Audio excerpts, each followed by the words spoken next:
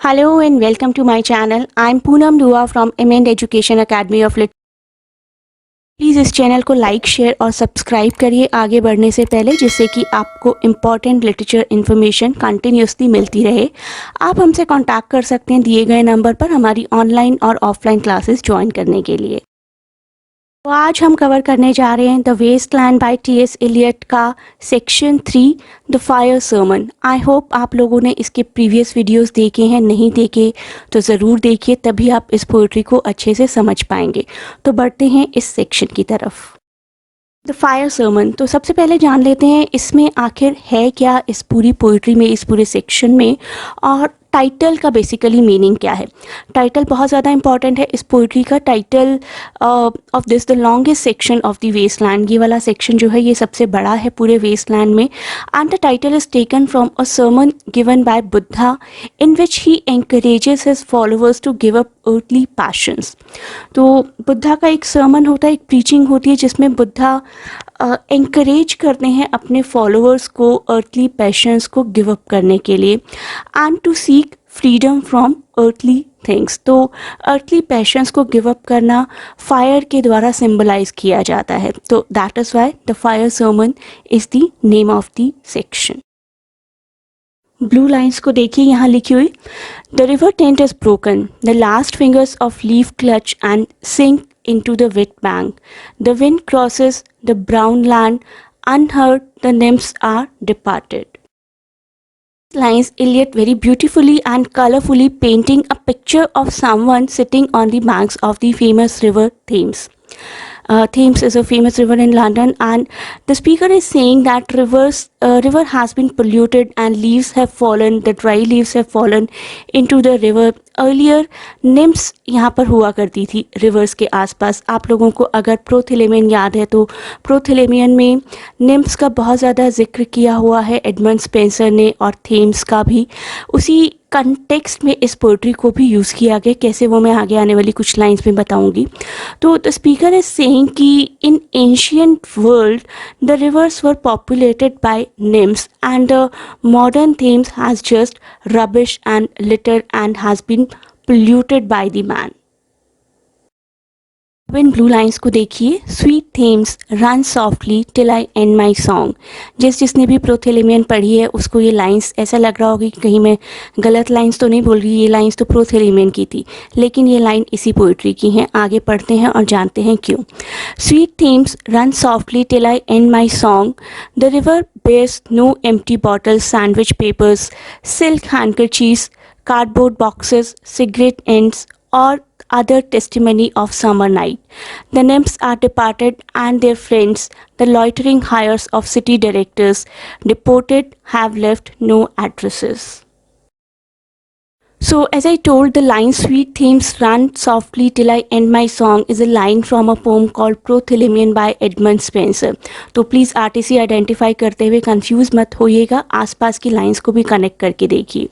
सो Edmund Spenser ने तो marriage celebrate की थी उस पोइट्री में, और उसमें निम्फ्स का जिक्र किया था। उन्हीं निम्फ्स के कॉन्ट्रास्ट में ये पोइट्री है कि आजकल रिवर के आसपास निम्फ्स जैसी कोई चीज़ नज़र नहीं आ रही, it is only polluted. Eliot is suggesting to us, though, that Spenser's themes was very different than the one of Eliot's time, which is polluted with empty bottles, sandwich papers, silk handkerchief, cardboard boxes, and cigarette ends. यहाँ लिखी हुई lines को देखिए, twit twit twit, jug jug jug jug jug jug, so rudely forced tarot.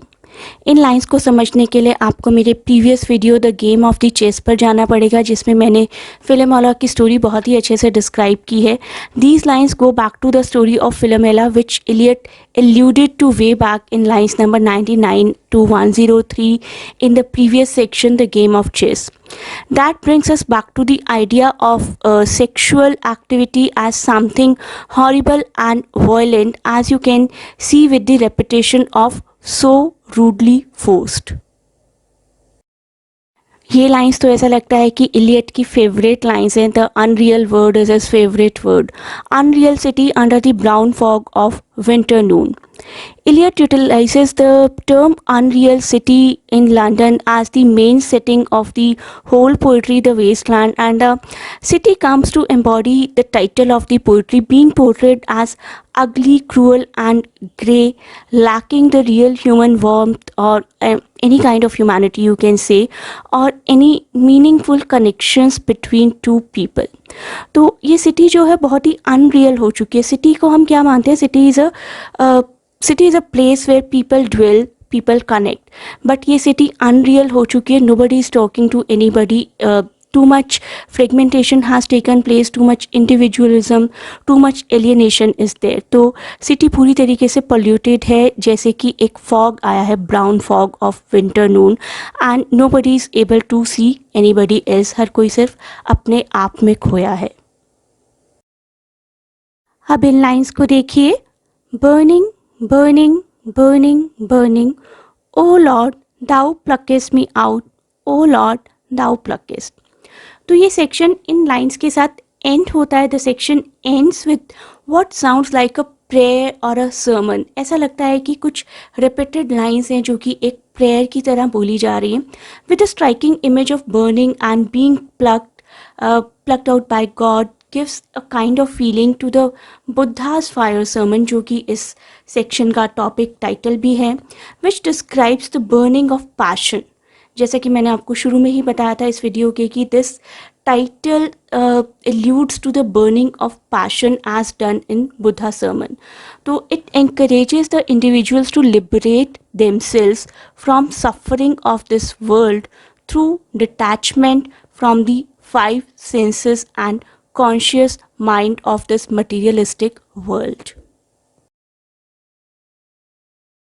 Fire sermon का ही एक और section भी है टायरेसियस से रिलेटेड, जिसकी आर्टिसीज़ को मैंने मिस किया है बिकॉज वो आर्टिसीज़ आप लोगों को काफ़ी कंफ्यूज कर देंगी. उसको आइडेंटिफाई करने का तरीका यही है कि आप टायरेसियस वर्ड वहाँ पर लिखा हुआ ढूंढ लीजिए, फीमेल टाइपिस्ट वर्ड लिखा हुआ वहाँ पर ढूंढ लीजिए, और लिखना क्या है वो मैं आपको बता देती हूँ, और उस कंटेक्स्ट में क्या है, उसका मीनिंग क्या है. The speaker proclaims himself to be a Tiresias, a figure from classical mythology who has both male and female features and is blind but can see into the future. तो एक section में इसी poetry के एक speaker दिखाया गया जो proclaim करता है कि I am the figure like Tiresias. Tiresias एक क्लासिकल माइथोलॉजिकल फिगर है जिनमें मेल और फीमेल दोनों के कैरेक्टरिस्टिक्स थे, and he could see and foresee anything.